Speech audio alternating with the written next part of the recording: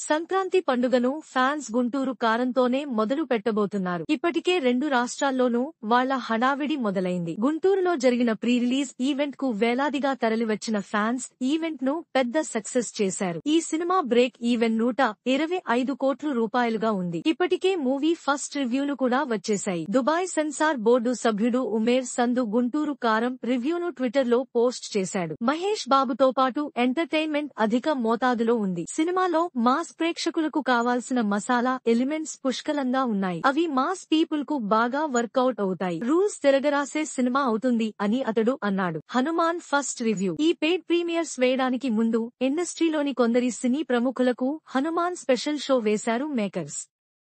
ఈ క్రమంలో హనుమాన్ పై first review ఇచ్చారు. హనుమాన్ సినిమా అదిరిపోయిందని వాళ్లు చెప్పినట్లు సమాచారం. ముఖ్యంగా హనుమాన్ మూవీలోని క్లైమాక్స్ లో 15 నిమిషాల పాటు వచ్చే హనుమంతుడి ఎపిసోడ్ నెక్స్ట్ లెవెల్ అని అంటున్నారు. ఇండియన్ సిల్వర్ స్క్రీన్ పై ఇప్పటివరకు చూడని విధంగా హనుమంతుడిని చూపించారట.